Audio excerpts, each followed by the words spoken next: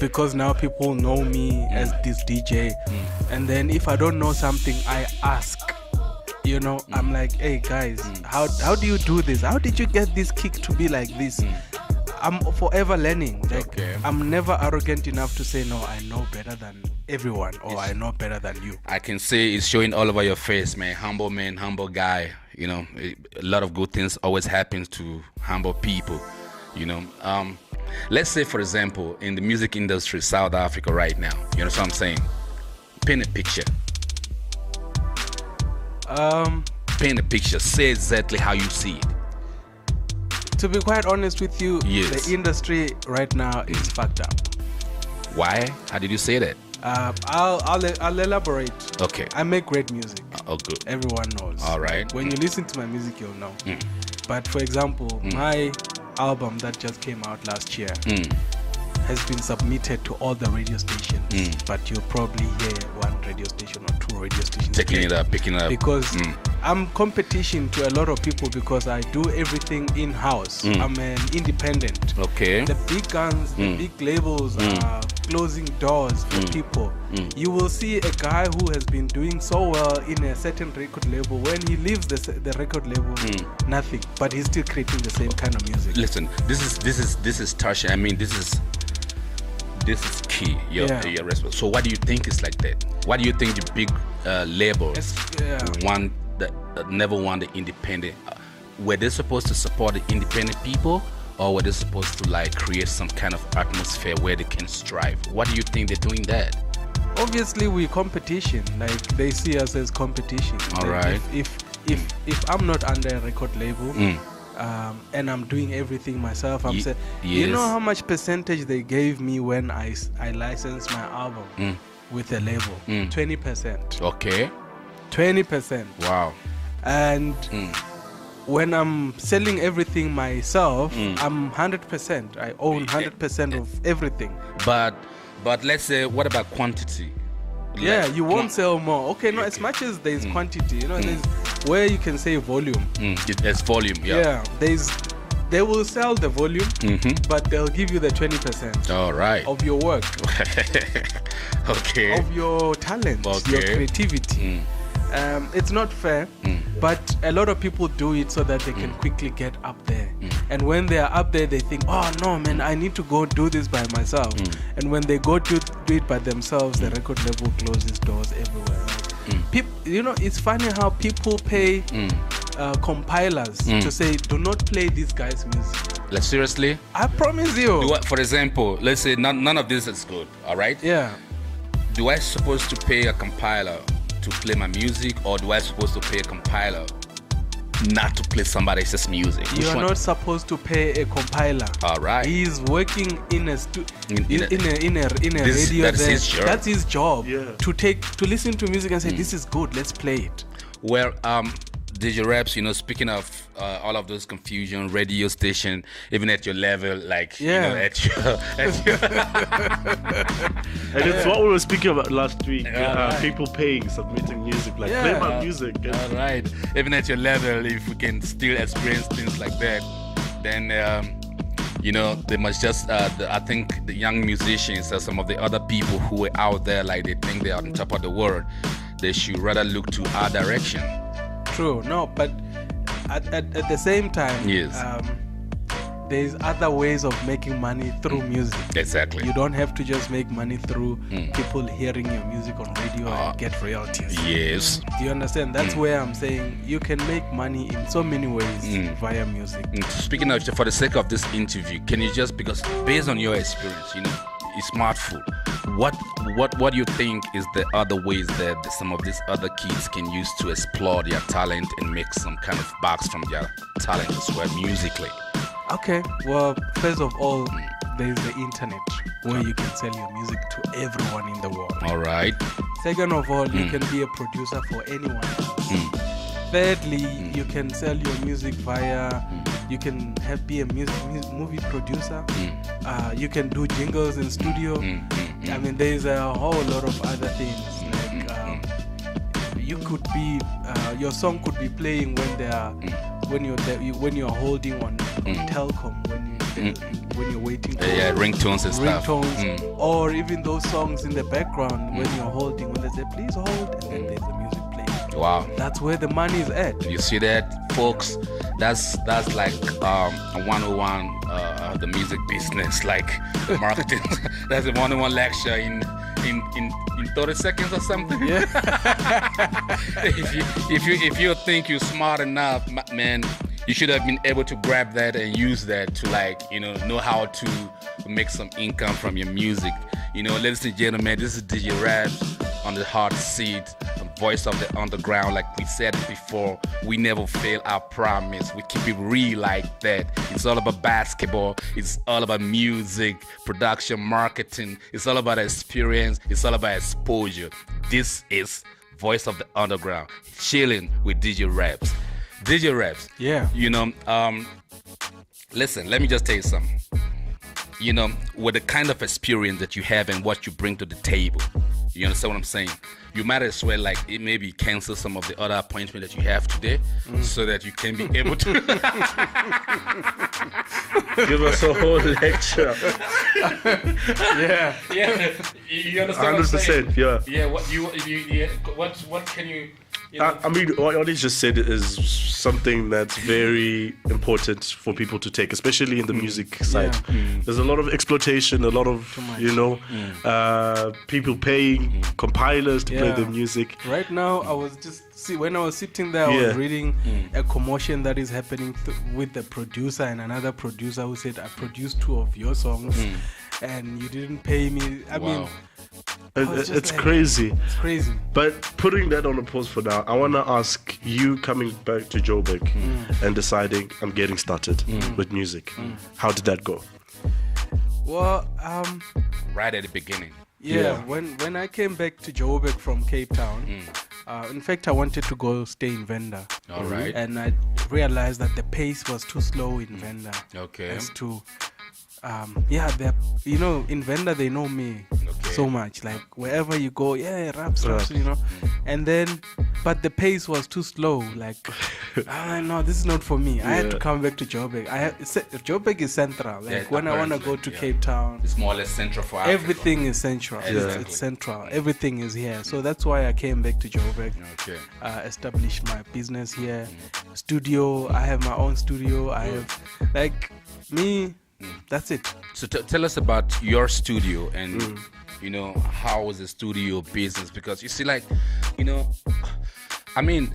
Rabs, maybe I should make you a resident guest in this show, because this is voice of the underground. Yep. We are very keen in developing the industry. Just like these little things that you point out just now, like, personally from our point of view and from the viewpoint of this program, we don't see anybody that's bigger than anything. You understand what I'm saying? So that's why me and my boy, we try a lot to get people to the hot seat, all of the people that are the ones that are known and the ones that will be known later, and the ones that are not even known at all. We all same, because it's an industry that we are trying to build here. So let's say, for example, how do you run the studio with all of these other things that you are doing? Alright, cool. So my studio basically is for my own music for me to produce. Okay. But if it's very rare when I get people saying that come. I want to use your studio. Yes. They can come. Okay. And I prefer to use an engineer to record them. In your studio? Yeah, that's not my space. Recording artists, singing, I can do it, but I'm not the best. No, so probably you don't have that time also. Yeah, I telling choose to get an engineer to come record the people, and that's it. Okay. It's just all about managing time for me. Okay. And appointments. So do you think it's one of the tools that you need to put together as a musician to be like, to be like, what should I say, to build a base in the industry? Like, do you think it's like necessary for somebody to like maybe have a little studio? It's very important. Okay. I mean, like you want to work, you have an idea, you're at home or you at your studio. That's it. Like you don't need to spend so much money every time hiring studios, because ideas come in the most rarest of your time. You know, when you need to work, you're supposed to work. You're not supposed to wait for something. You know? But anyway, these days studios, you don't have to pay an arm and a leg. Quick, everything is like digital. That's exactly. it. Yeah, exactly. Speaking of business, like that's what I call music business. You know, so I'm saying, from this point, with your experience, like, I want you to touch on like music publishing. What is music publishing? So, what a music publisher is supposed to do is Yes. supposed to get your music out everywhere. All right. So that we can get royalties. But what is happening now is Everywhere, like where? your radios, your TV, your movie themes, everything, like everywhere where the music is playing. All right. A publisher is supposed to take your music there. Does that and include the collect- stores and everything? Yeah, and then collect revenue when your music makes money. All right. But what's happening now is they just say they're your publisher. I'm talking from experience. by Yeah, the way. that's right, because your experience, you've Yeah. got a lot of experience to share with the people. That's why you be having this kind of questions Yeah. coming through to you. In fact, this is very important. When I signed my publishing deal, I thought I was signing a management deal. I'm like, oh, okay, I'm now under this label. Okay, cool. Then what next? Like, we'll wait for your music to make money and give it to you. Exactly. And then I did not understand it, so only end of in May that contract ends. The publishing deal that I did with another record label. So, and my label now is a publisher. So now I do everything from me. Okay. So they're supposed to take your music out there. They're supposed to find ways to make money via your music. Okay. But now what they do is they wait for that one hot single that makes money and then they start collecting. And if it wasn't for Count Your Blessings, probably me, I would not have it. And you know what I'm saying? And I was telling him earlier on Yeah. that Count Your Blessings still slaps in the club. Yeah. So So let's yeah. Speaking of Count Your Blessings, I was watching that video. Yeah. I was like kind of thrilled, and it's got more than 1 million views on YouTube. it does, yeah. So like, what was the idea about? What was the concept of that video? It was more about, you see, when Count Your Blessings happened, I was quitting that corporate world. All right. So then I realized, in fact, this is what happened when I was still working for that company. They got a new boss. A lot happened in the company. Bosses left, new bosses came in, and the new boss and I didn't gel. So he fired me. All right. He found something to fire me, and he fired me. And when he fired me, I realized I had so much. Like they took their company medical aid, the company car is gone, and the homes and I don't have an income. So I'm thinking, I live in this luxurious place, but now I have nothing. And that was the time. That's why the song has so many emotions in it. Okay. When you're working on it there, and that's when I was like, okay. And then that's when I started now learning about inquiries and how to do appeals. And I went and I appealed. Okay. And they took me back at work. Oh, is it? Yeah. Wow. So it was a slap in the face All for right. my boss, because I mean, how could you fire someone and they say no, you must fired take him back. Yeah, take Wow. him back. So then when I stayed for like 3 months, I resigned. I'm like, no, I'm no longer happy. I want to go do music completely. Yeah. So yeah, that was that's what happened. All right. That's awesome. Yeah, so we're gonna go back to you starting out in the music industry and Yeah. stuff like that. Hashtag open up the industry is something that has been trending for Yes. a number of years. So back when you started, do you feel like the industry was open compared to what it is now, or do you feel like it's more closed? There's no opportunities for people, especially for DJs, aspiring entertainers, all of that. Yeah, well, to be honest with you, it's not open. Yeah. And before I let you continue, sorry, were there struggles when you entered? Yeah, very much so. Okay. I was just fortunate that my song was unstoppable. Yeah. Okay. You know, a lot of people make good music. I know people that make better music than me, but they are not getting any recognition or getting anywhere. You know, so you see the same people.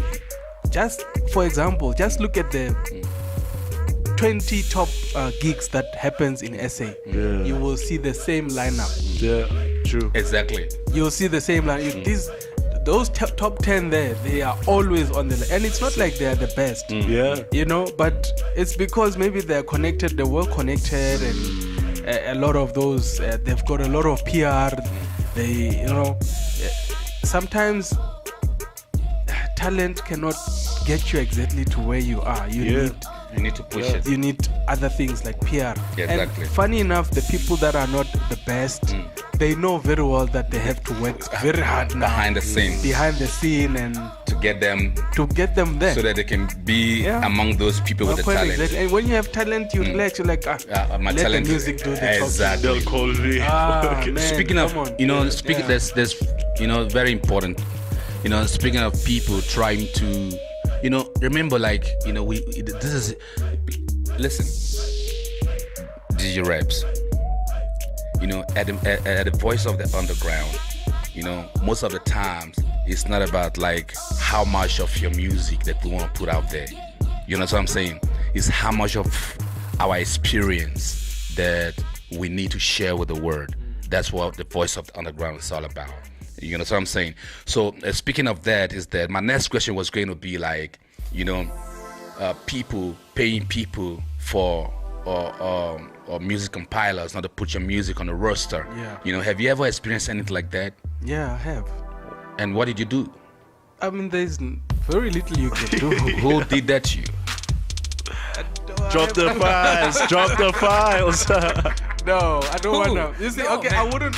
Listen, this is the podcast. Yeah. We've got the right to publish what we want to publish. Okay, cool. I get that. Yeah, this is no radio station. Yeah. And no radio station is gonna take you off the list because you're saying the truth. This is the truth. Okay, now the only thing that we want at the podcast is the truth for the other people to be able to guide themselves in the process of trying to climb.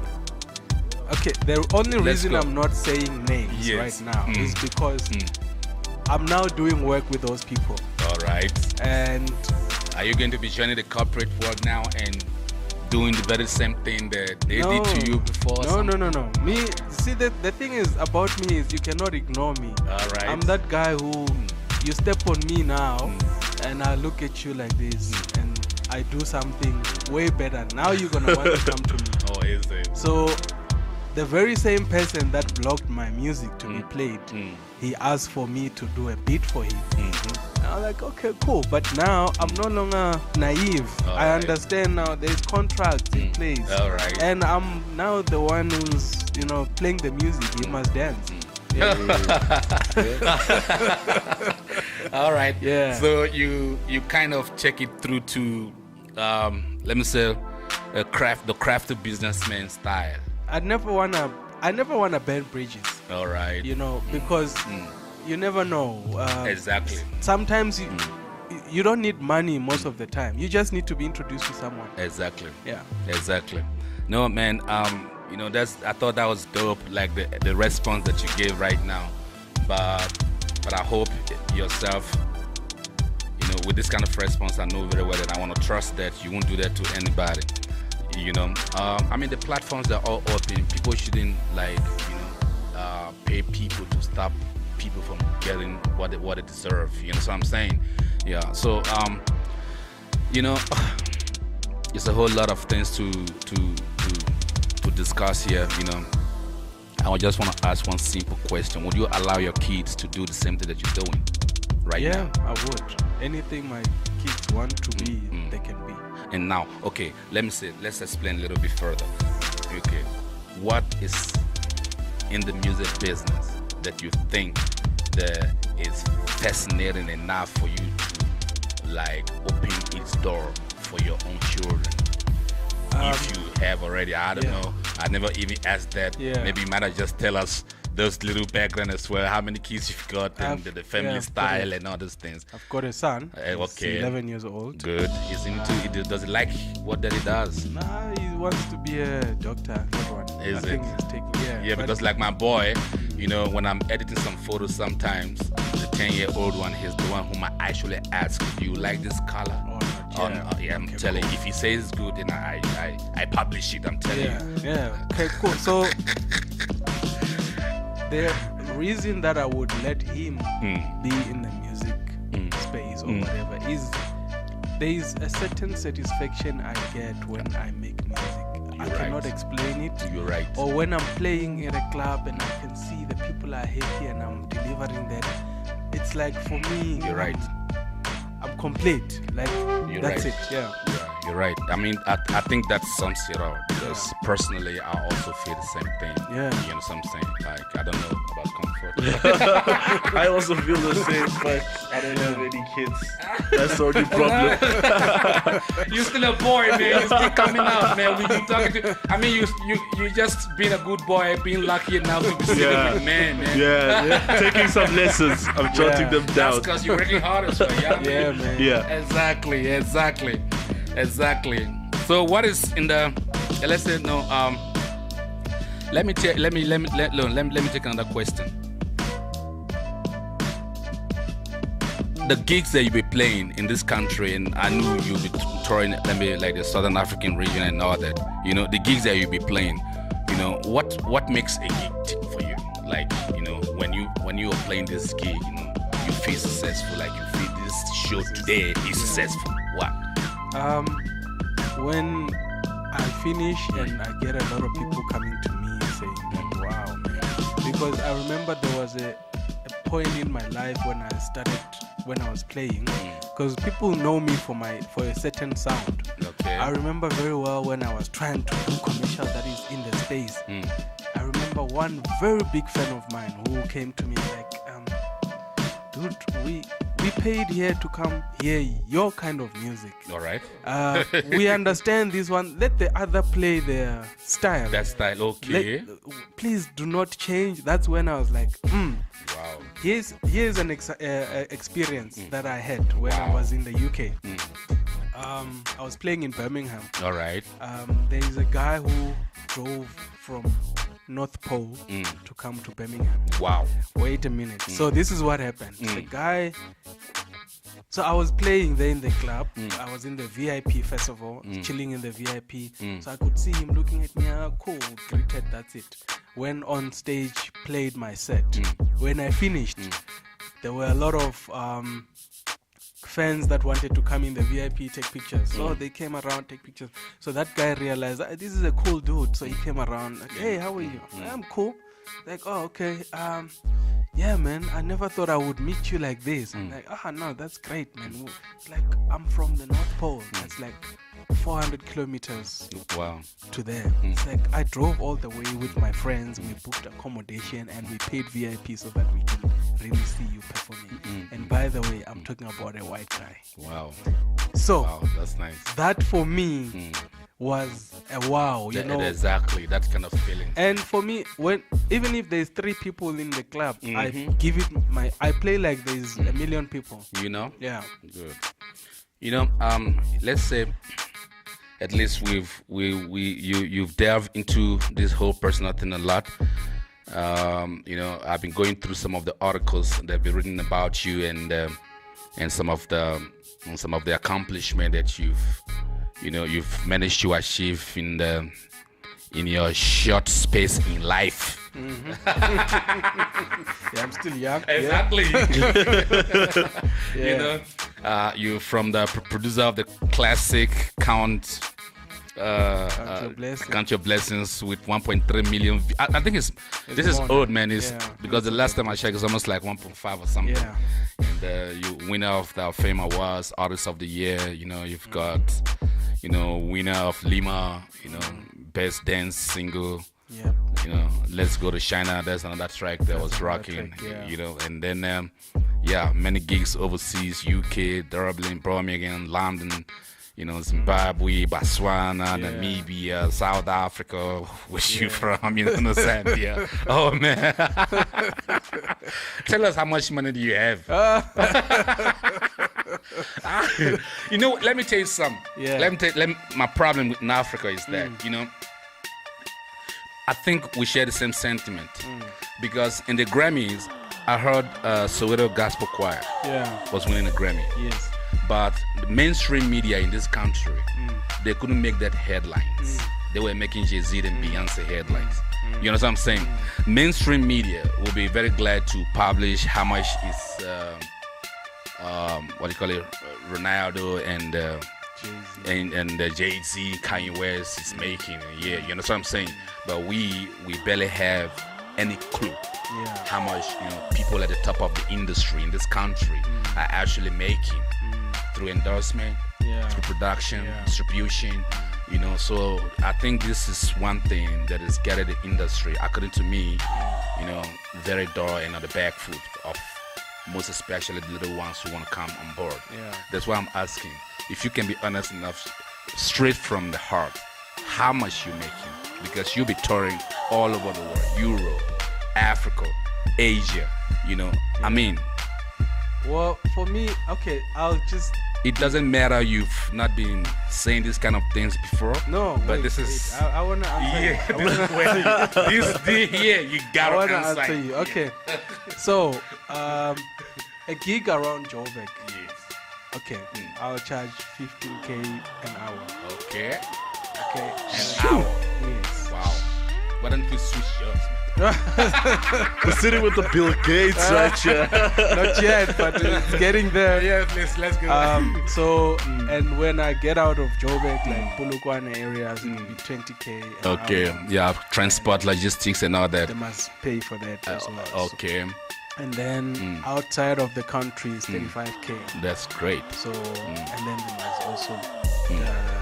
all of those flights and other things, we know all of that. Yeah. So that's what happens. That's great, man. Basically, I'm like that. I just need a couple of gigs a month, and then I'm good. Wow, that's nice. You see that?